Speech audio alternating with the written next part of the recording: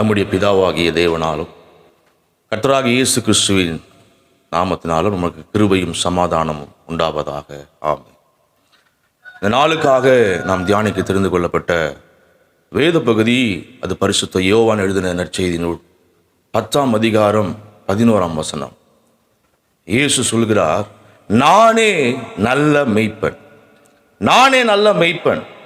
அன்பான தேவனுடைய பிள்ளைகளே, மெய்ப்பன் என்று சொன்னால் ஆடுகளை மேய்ப்பவர்கள் தான் அந்த மெய்ப்பர்கள் என்று அழைக்கப்படுகிறார்கள். அன்பான தேவனுடைய பிள்ளைகளே, ஆடுகளுக்கு ஏன் மெய்ப்பர்கள் தேவை? இந்த ஆடுகள் நாம் பார்க்கும்போது மற்ற விலங்குகளைப் போல வலிமையானது அல்ல, அது பலவீனமானவைகள். அது மாத்திரமல்ல, அது கபடற்றவர்களாக இருக்கிறது. தன்னை விட மேலான வலிமை உடைய விலங்கிடத்திலே இந்த ஆடுகள் போராட முடியாது, அதுக்கு போராடவும் தெரியாது. அன்பான தேவனுடைய பிள்ளைகளே, ஒரு மேய்ப்பன் இருந்தானால் சரியான பாதையை நடத்துகிறதற்கு அது ஏதுவாக இருக்கும். இந்த ஆடுகள் மேய்ச்சலை கண்டடைவதற்கு ஏதுவாக இருக்கும்.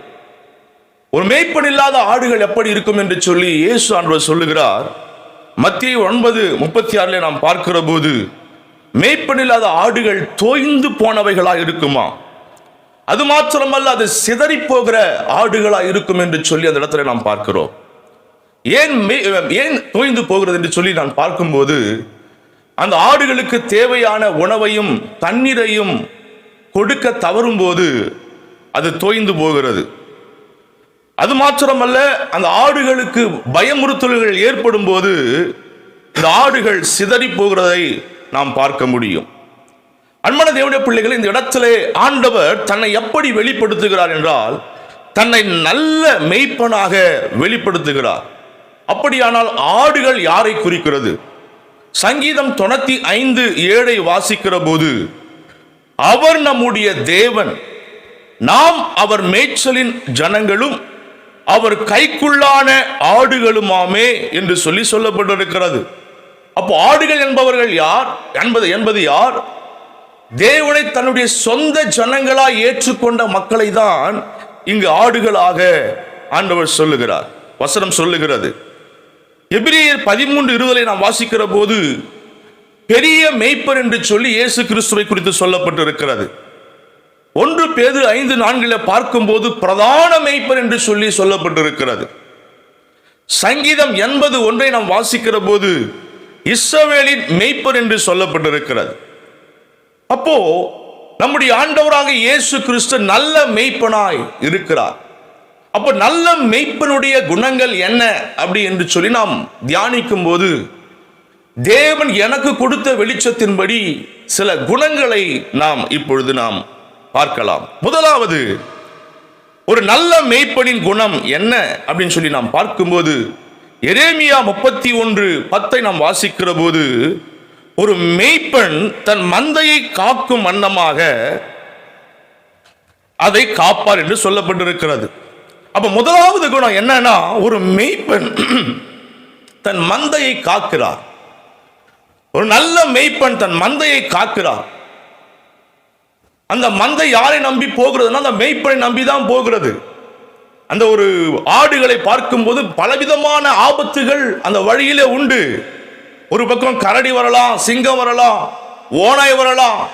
இப்பேற்பட்ட சூழ்நிலையிலே அந்த ஆடுகளை பத்திரமாய் பாதுகாக்க வேண்டிய அந்த பொறுப்பு ஒரு நல்ல மேய்ப்பனுக்கு இருக்கிறது. தாவீதை குறித்து நாம் வாசிக்கும் போது 1 சாமுவேல் 17ஆம் அதிகாரம் 34 முதல் 36 வசனங்களை வாசிக்கிற போது அவரை குறித்து நாம் வாசிக்கலாம். அடிப்படையிலே தாவீது ஒரு மேய்ப்பன். தன்னுடைய தகப்பனுடைய ஆடுகளை அவர் மேய்த்து கொண்டிருந்த போது, ஒரு விசை ஒரு சிங்கமும் ஒரு விசை ஒரு கரடியும் ஒரு ஆட்டை பிடித்து கொண்டு போனது. அன்பான தேவனுடைய பிள்ளைகளே, அப்போ தாவீது எப்படி இருந்திருக்கலாம்னா, ஒரு ஆடு போனா போது அப்படின்னு சொல்லி இருந்திருக்கலாம். எத்தனையோ ஆடுகள் மீதம் இருக்கிறதே அப்படின்னு சொல்லி இருந்திருக்கலாம். ஆனால் ஒரு மேய்ப்பனுடைய இருதயம் எப்படி பாருங்க. இவர் என்ன பண்றாரு பாருங்க, தன்னுடைய உயிரையும் பாராமல் அந்த ஆட்டை அவர் பாதுகாக்கிறார். பாதுகாப்பதிலே அவர் கவனமாயிருக்கிறார். அன்பான தேவனுடைய பிள்ளைகளை, அவர் சொல்றாரு, நான் வாய்க்கு தப்புவித்தேன், அந்த சிங்கத்தினுடைய வாய்க்கும் கரடியின் வாய்க்கும் நான் அந்த ஆட்டுக்குட்டியை, ஒரே ஒரு ஆட்டுக்குட்டி நான் தப்புவித்தேன். இரண்டாவது அதை நான் அடித்து அதனுடைய தாடியை பிடித்து கொன்று போட்டேன் என்று சொல்லி அவள் சவுலிடத்தில் சொல்லுவதை பார்க்கிறோம். இரண்டாவது இடத்துல பார்க்கும்போது அவர் உக்கிரானத்துவத்தோடு இருக்கிறார். அவர்கிட்ட கொடுத்த பொறுப்பை அவர் சரியாக ஒரு மெய்ப்பனாக அவர் நடத்துகிறதை பார்க்கிறோம். அன்பான தேவனுடைய பிள்ளைகளை, இதே போலதான் நம்முடைய ஆண்டவராகிய இயேசு கிறிஸ்து நல்ல மெய்ப்பனாக நம்மை காத்து வருகிறார். அன்பான தேவனுடைய பிள்ளைகளே, நமக்கு இந்த உலகத்திலே போராட்டங்கள் உண்டு. இந்த உலகத்திலே நமக்கு விரோதமான பகைகள் உண்டு. முக்கியமாய் நாம் வாசிக்கிற போது 1 பேதுரு 5:8 வாசிக்கிற போது, உங்கள் எதிராளியாகிய பிசாசானவன் கெர்ச்சிக்கிற சிங்கம் போல எவனை விழுங்கலாமோ என்று வகை தேடி சுற்றி திரிகிறான். அன்பான தேவனுடைய பிள்ளைகளே, நமக்கு விரோதமான மனிதர்களால் வருகிற போராட்டங்கள் அதிகம். ஒரு மனுஷன் அந்த உலகத்தில் உயர்ந்துட்டா அவனுக்கு விரோதமாய் செய்யப்படுகிற காரியங்கள், ஏன் நமக்கு சொந்தமானவர்களே, நமக்கு நெருங்கினவர்களே, நாம் நம்புகிற மக்களே நமக்கு விரோதமான காரியங்கள், செய்வினைகள் போன்ற காரியங்களை செய்றாங்க. அன்பான தேவனுடைய பிள்ளைகளே, நமக்கு விரோதமான போராட்டங்கள் உண்டு. நமக்கு பாதுகாப்பு இல்லை. ஆனால் நம்மை பாதுகாக்கிற ஒரு நல்ல மெய்ப்பன் இருக்கிறார். அவர்தான் இயேசு கிறிஸ்து. சங்கீதம் 121:7 நாம் வாசிக்கும் போது அங்க சொல்லப்பட்டு இருக்கிறது, கர்த்தர் உன்னை எல்லா தீங்குக்கும் விலக்கி காப்பார், அவர் உன் ஆத்துமாவை காப்பார். அன்பான தேவனுடைய பிள்ளைகளே, சங்கீதக்காரன் சொல்லுகிறான், நான் மரண இருளின் பள்ளத்தாக்கிலே நடந்தாலும் பொல்லாப்புக்கு பயப்படேன், தேவரீர் என்னோடு கூட இருக்கிறீர் என்று சொல்லி அறிக்கையிடுகிறான். அன்பான தேவனுடைய பிள்ளைகள், நல்ல மெய்ப்பன் நம்மோடு கூட இருக்கும் போது இருளில் நடமாடுகிற கொள்ளை நோய்கள், பகலில் பறக்கும் அம்புகள் எதுவுமே நம்மை தாக்காது. காரணம் என்ன? நல்ல மெய்ப்பன் நம்மோடு கூட இருக்கிறார். இஸ்ரவேலை காக்கிறவர் உறங்குவதும் இல்லை தூங்குவதும் இல்லை என்று வேதம் சொல்லுகிறது. பிரியமானவர்களே, அப்ப முதலாவது காரியம் என்னன்னா, ஒரு மெய்ப்பனுடைய, ஒரு நல்ல மெய்ப்பனுடைய குணம் என்னன்னா, அவன் தன் மந்தையை காக்கிறவனாய் இருக்கிறான். அன்பான தேவனுடைய பிள்ளைகளே, அடுத்தபடியாய் பார்க்கும்போது ஒரு நல்ல மெய்ப்பனுடைய குணம் என்னன்னா, யோவான் எழுதின சுவிசேஷம் 10:4 நாம் வாசிக்கும் போது, அவைகளுக்கு, அதாவது ஆடுகளுக்கு முன்பாக நடந்து போகிறான். ஆடுகள் அவன் சத்தத்தை அறிந்திருக்கிறபடினால் அவனுக்கு பின் செல்லுகிறது. இரண்டாவது குணம் என்னன்னா, ஆடுகளுக்கு முன்பாக நடந்து போகிறான். அன்பான தேவனுடைய பிள்ளைகளே, ஒருவேளை சில மேய்ப்பர்கள் ஆடுகளுக்கு பின்பாய் நடக்கலாம். ஆபத்து வரும்போது முதலாவது ஆடுகளை தாக்கும் அல்லவா? ஆனால் ஒரு நல்ல மேய்ப்பர் என்ன செய்யறான்னா, ஆடுகளுக்கு முன்பாய் நடந்து போகிறான். அன்பான தேவனுடைய பிள்ளைகளே, ஏன்னா எந்த பக்கம் ஆபத்து இருக்கிறது என்று சொல்லி மேய்ப்பனுக்கு தான் தெரியும். எந்த பக்கம் கரடி வரும், எந்த பக்கம் சிங்கம் வரும், எந்த பக்கம் ஓனாய் வரும் என்று சொல்லி இந்த மேய்ப்பனுக்கு தான் தெரியும். அன்பான தேவனுடைய பிள்ளைகளே, அப்போ ஒரு மேய்ப்பன் முதலாவது செல்லும் போது வருகிற ஆபத்து முதலாவது யாரை சந்திக்கணும்னா, அந்த மேய்ப்பனை தொட்டு விட்டு தான் அந்த ஆடுகளை தொட முடியும். அல்லேலூயா.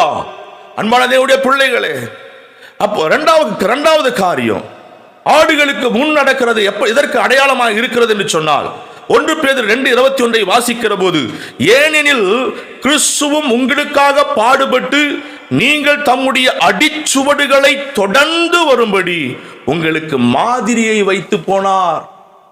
அப்போ முன் நடக்கிற மெய்ப்பன் எதற்கு அடையாளமா இருக்கிறான்னா, முன்மாதிரிக்கு அடையாளமா இருக்கிறான். Role model.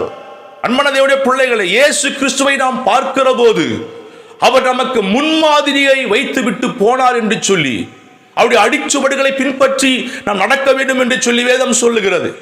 அன்பான தேவனுடைய பிள்ளைகளே, அவர் முன்மாதிரியாக இருந்தார் என்று நாம் பார்க்கும்போது, யோவான் எழுதின சுவிசேஷம் 8:46 சொல்லுகிறது, என்னிடத்தில் பாவம் உண்டென்று உங்களில் யார் என்னை குற்றப்படுத்தக்கூடும்? என்னை யார் குற்றப்படுத்தக்கூடும்பா? அப்படின்னு என்ன அர்த்தம்னா, நான் பரிசுத்தமுள்ள தேவனாய் இருக்கிறேன். அன்பான தேவனுடைய பிள்ளைகள், அப்போ பரிசுத்தத்திலே முன்மாதிரியான தேவனாய் இருக்கிறார், முன்மாதிரியான மேய்ப்பராய் இருக்கிறார். அன்பான தேவனுடைய பிள்ளை, நம்முடைய தேவன் பரிசுத்தம் உள்ளவர். சேனைகளின் கர்த்தர் பரிசுத்தர் பரிசுத்தர் பரிசுத்தர் என்று எல்லா சேராபின்கள் மத்தியிலே அவர் ஆராதிக்கப்பட்டு கொண்டிருக்கிறார். எல்லா தேவதூதர்களும் அவரை தொழுது கொண்டிருக்கிறார்கள். அவர் பரிசுத்தம் உள்ள தேவன். இந்த உலகத்திலே பரிசுத்தமாய் வாழ்வது சாதாரணமான காரியம் அல்ல. மனுஷனாய் பிறந்து பரிசுத்தமாய் வாழ்வது அது சாதாரணமான காரியம் அல்ல. ஆனால் இயேசு ஆண்டவர் இந்த உலகத்திலே பிறந்து இந்த பாவ சரீரத்திற்குள்ள வந்து பரிசுத்தமாய் வாழ்ந்து நீங்களும் பரிசுத்தமாய் வாழ முடியும் என்று சொல்லி முன்மாதிரியை வைத்து விட்டு போனார். இரண்டாவது, அந்த முன்மாதிரி எதெல்லாம் முன்மாதிரியா இருக்கிறார்னா தாழ்மையிலே முன்மாதிரியா இருக்கிறார். ஆண்டவர் சொல்றாரு மத்தேயு 11:29, நான் சாந்தமும் மனத்தாழ்மையுமா இருக்கிறேன், என்னிடத்தில் கற்றுக்கொள்ளுங்கள் என்று சொல்லி ஆண்டவர் சொல்றார். நான் உங்களுக்கு முன்மாதிரியா இருக்கிறேன், நான் தாழ்ந்து இருக்கிறேன். பிலிப்பியர் 2:8 சொல்லுகிறது, சிலுவையின் மரண பரியந்தமும் கீழ்ப்படிந்தவராகி தம்மை தாமே தாழ்த்தினார். அன்பான தேவனுடைய பிள்ளைகளை, தாழ்மைக்கு அவர் முன்மாதிரியா இருக்கிறார். நமக்குள்ள பெருமை இருக்கிறதா? பெருமை உள்ளவனுக்கு தேவன் எதிர்த்து நிற்கிறவராய் இருக்கிறார். தாழ்மை உள்ளவர்களுக்கோ அவர் கிருபை அளிக்கிறார் என்று சொல்லி வேதம் சொல்லுகிறது. மேட்டிமை ஆனவனை தூரத்திலிருந்து அறிகிறாராம். நம்முடைய ஆண்டவர் பெருமைக்கு எதிர்த்து நிற்கிற தேவனாய் இருக்கிறார். தாழ்மை உள்ளவனுக்கு கிருபை அளிக்கிற தேவனாய் இருக்கிறார். மூன்றாவது, எதுல முன்மாதிரியா இருக்கிறார்னா ஊழியத்திலே முன்மாதிரியா இருக்கிறார். யோவான் எழுதின சுவிசேஷம் 12ஆம் அதிகாரம் 26ஆம் வசனத்தை நாம் வாசிக்கிற போது என்ன சொல்லப்பட்டிருக்கிறது? ஒருவன் எனக்கு ஊழியம் செய்கிறவனானால் என்னை பின்பற்ற கடவன். நல்ல கவனி, என்ன? என்னை பின்பற்ற கடவன். இன்னைக்கு நாம் யாரை நம்ம ரோல் மாடலாய் வைத்திருக்கிறோம்? எந்த ஊழியக்காரை ரோல் மாடலாய் வைத்திருக்கிறோம்? நாம் யோசித்து பார்க்கணும். இந்த உலகத்தில் எந்த ஊழியனை நம்ம ரோல் மாடலா வைக்க கூடாது. ஒரே ஒருவர், இயேசு கிறிஸ்து மாத்திரமே. மனுஷன் ஒரு நாள் விழுந்து போயிடுவான். ஊழியக்காரன் நம்ம பார்த்து நடந்தோம்னா இந்த ஊழியக்காரன் அந்த ஊழியக்காரன் சொல்லி நம்ம ரோல் மாடலா வச்சிருந்தா ஒரு நாள்ல அவன் விழுந்து போகிற செய்தியை நாம் கேட்க கூடும். ஆனால் ரோல் மாடல் யார்தான் இருக்கணும்? இயேசு கிறிஸ்து தான் இருக்கணும். அப்போ இரண்டாவது காரியம், ஒரு நல்ல மேய்ப்பன் எப்படி இருக்கிறார்னா தன் ஆடுகளுக்கு முன்பாக நடக்கிறவராய் இருக்கிறார். மூன்றாவது, ஒரு நல்ல மேய்ப்பனுடைய குணம் என்னன்னா அவன் நம்மை போஷிக்கிறார். அவன் போஷிக்கிற ஒரு மேய்ப்பனாய் இருக்கிறார். சங்கீதம் 23:2 சொல்லுகிறது, அவர் என்னை புல்லுள்ள இடங்களில் மேய்த்து அமர்ந்த தண்ணீர்கள் அண்டையில் என்னை கொண்டு போய் விடுகிறார். அப்ப நல்ல மேய்ப்பன் என்ன செய்வார்னா தன்னுடைய ஆடுகள் மேல ஒரு கரிசனை, அது சாப்பிட்டுச்சா, அதற்கு தேவையான உணவு வந்துச்சா. அன்பான தேவனுடைய பிள்ளைகளை, நம்முடைய தேவன் ஆவிக்குரிய உணவை மாத்திரம் தருகிறது அல்ல, நம்முடைய சரீரத்திற்குரிய தேவைகளையும் சந்திக்கிற தேவனாய் இருக்கிறார். அன்பான தேவனுடைய பிள்ளைகளே, பாருங்க, அந்த இஸ்ரவேல் ஜனங்களை எகிப்தில் நடத்தி வருகிற போது அவங்களுக்கு வானத்திலிருந்து மன்னாவை தூதர்கள் உண்ணுகிற அந்த உணவை அந்த ஜனங்களுக்கு கொடுத்தார். அதே போல எலியாவை போஷித்தார். பாருங்க, காகத்தை கொண்டு விடியற் காலமும் சாயங்காலமும் அந்த அப்பமும் இறைச்சியும் கொண்டு அவர் தம்முடைய ஊழியக்காரனை போஷித்ததனையும் பார்க்க முடியும். சங்கீதம் 81:16 இப்படியே சொல்லுகிறது. சங்கீதம் 81:16, உச்சிதமான கோதுமையினால் அவர்களை போஷிப்பார், கண்மலையின் தேனினால் உன்னை திருப்தியாக்குவேன் என்று சொல்லி வேதம் சொல்லுகிறது. அன்பான தேவனுடைய பிள்ளைகளே, எல்லாருக்கும் தெரிந்த ஒரு சம்பவம். மார்க் எழுதின சுவிசேஷம் 6ஆம் அதிகாரம் 34 முதல் 44 வசனங்கள் வரை நாம் வாசிக்கிற போது அங்கு ஆண்டவர் திரளான ஜனங்களுக்கு உபதேசிக்கிறார்.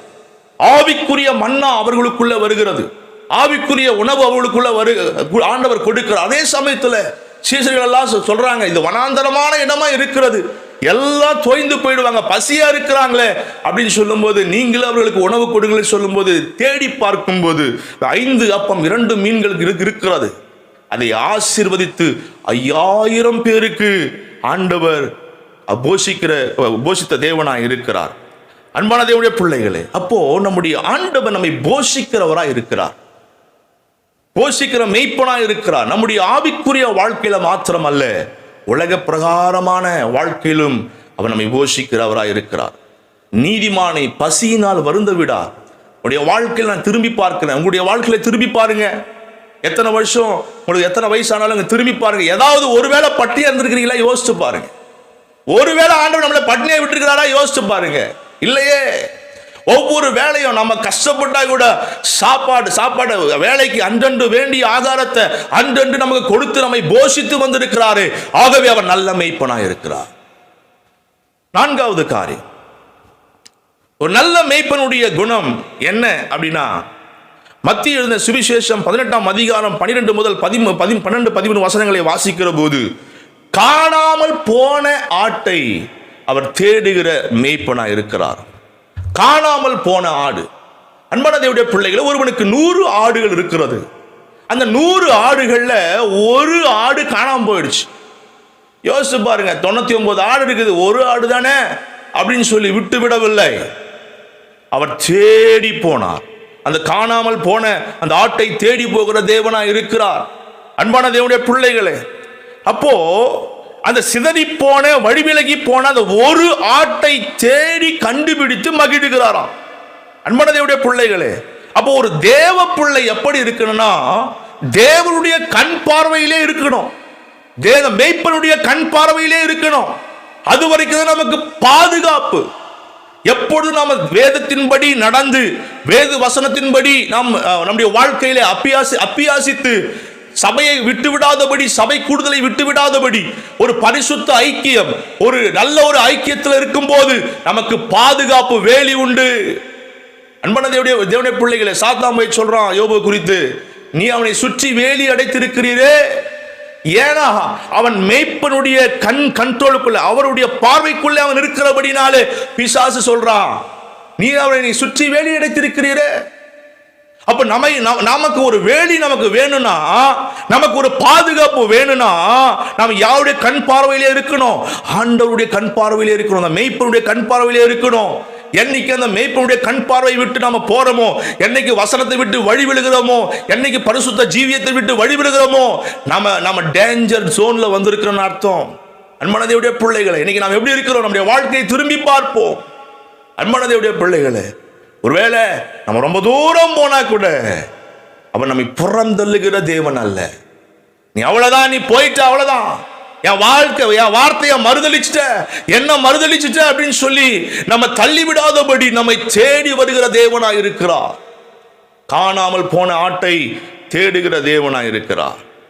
தேடி கண்டுபிடித்து மகிழுகிற தேவனாய் இருக்கிறார். கடைசியாய் அவர் எப்பேற்பட்டவர்? ஒரு நல்ல மேய்ப்பன் எப்பேற்பட்டவர் என்று சொன்னால், யோவான் 10:11 நம்ம வாசித்தபடி, நானே நல்ல மேய்ப்பன், நல்ல மேய்ப்பன் ஆடுகளுக்காக தன் ஜீவனை கொடுக்கிறான். கடைசியாய் ஒரு நல்ல மேய்ப்பன் எப்படி இருக்க தெரியுமா? அந்த ஆடுகளை போஷிக்கிறாரு, அந்த பாதுகாக்கிறாரு, வழி நடத்துறாரு, தேடி கண்டுபிடிக்கிறாரு. கடைசியாய் ஒரு நல்ல மேய்ப்பனுடைய குணம் என்னன்னா, அந்த ஆடுகளுக்காக தன்னுடைய ஜீவனையே கொடுக்கிறார். இப்பேற்பட்ட ஒரு மேய்ப்பனை நம்ம பார்க்க முடியாது. இப்பேற்பட்ட மேய்ப்பன் நம்ம உலகத்தில் எங்கு பார்க்க முடியாது. ஒரு மேய்ப்பன் ஆடுகளுக்காக ஜீவனை கொடுக்க முடியுமா? எவ்வளவு போனா, ஒரு கரடி வந்தா, சிங்கம் வந்தா, எந்த விலங்கு வந்தாலும், ஆடு போச்சு எல்லாமே அல்ல, மந்தையே போனாலும் தான் உயிரை தப்பித்துக் கொள்ள வழி தேடுகிற மேய்ப்பனுக்கு மத்தியிலே இந்த ஆடுகளுக்காய் உயிரை கொடுக்கிற ஒரு தேவன், ஒரு மேய்ப்பன் யாருன்னா, நாம் ஆராதிக்கிற இயேசு கிறிஸ்து. அன்பான தேவனுடைய பிள்ளைகளே, ஆண்டவர் சொல்றாரு, ஆடுகளுக்காக என் ஜீவனையும் கொடுக்கிறேன். அன்பான தேவனுடைய பிள்ளைகளே, மத்திய 20:28 சொல்லுகிறது, அநேகரை மீட்கும் பொருளாக தம்முடைய ஜீவனையே அவர் கொடுக்க வந்தார். அநேகரை மீட்கும் பொருளாக, ஆடுகளை மீட்கும் பொருளாக, காணாமல் போன ஆடுகளை மீட்கும் பொருளாக தன்னுடைய ஜீவனையே கொடுக்க வந்தார் என்று சொல்லி வேதம் சொல்லுகிறது. ரோமர் 5:8 இப்படியாய் சொல்லுகிறது, நாம் பாவிகளாய் இருக்கையில் கிறிஸ்து நமக்காக மரித்ததினாலே தேவன் நம்மேல் வைத்த அன்பை, தமது அன்பை விளங்க பண்ணுகிறார். நீதிமானுக்காக ஒருவன் மரிக்கிறதா அரிது, நல்லவனுக்காக ஒருவேளை மரிக்க துணிவான். ஆனால் வசனம் சொல்லுகிறது, நாம் பாவிகளாய் இருக்கையிலே, நமக்கு தகுதி இல்லாத நிலைமையிலே அவர் நமக்காக மரிப்பதற்கு நமக்கு எவ்வளவேனும் தகுதி இல்லை. அப்பேற்பட்ட சூழ்நிலையிலே கரைப்படிந்த வாழ்க்கை வாழ்ந்து கொடுத்த இந்த பாவிகளாகிய நமக்காக அவர் தம்மை தாமே ஒப்பு கொடுத்தாரே. நாம் பாவிகளாக இருக்கையிலே கிறிஸ்து நமக்காக மரித்ததினாலே தேவன் நம்மேல் வைத்த அன்பை விளங்க பண்ணுகிறார். அன்பான தேவனுடைய பிள்ளைகளே, ஆடுகளுக்காக தன்னுடைய ஜீவனையே கொடுத்தார். நமக்காக ஜீவனை கொடுத்தவர் மற்ற எல்லாவற்றையும் கொடுக்காமல் இருப்பது எப்படி என்று சொல்லி வேதம் சொல்லுகிறது. இதுதான் ஒரு நல்ல மேய்ப்பனுடைய குணம். நல்ல மேய்ப்பனுடைய குணம். முதலாவது நாம் பார்த்தோம், ஒரு நல்ல மேய்ப்பன் தன் மந்தையை காக்கிறார். இரண்டாவது, தன் ஆடுகளுக்கு முன்பாக நடக்கிறார், ஒரு முன்மாதிரியான வாழ்க்கை. மூன்றாவது, ஒரு நல்ல மேய்ப்பன் தன் ஆடுகளை போஷிக்கிறார். நான்காவது, ஒரு நல்ல மேய்ப்பன் காணாமல் போன ஆட்டை தேடுகிறார். கடைசியாய், ஒரு நல்ல மேய்ப்பன் தன்னுடைய ஆடுகளுக்காக தன் ஜீவனையே கொடுக்கிறார். அந்த நல்ல மேய்ப்பன் நாம் ஆராதிக்கிற ஆண்டவராக இயேசு கிறிஸ்து. கர்த்தரின் மேய்ப்பராக இருக்கிறார். நான் தாழ்ச்சி அடை. நம் நடத்தவர் போதுமானவராக இருக்கிறார்.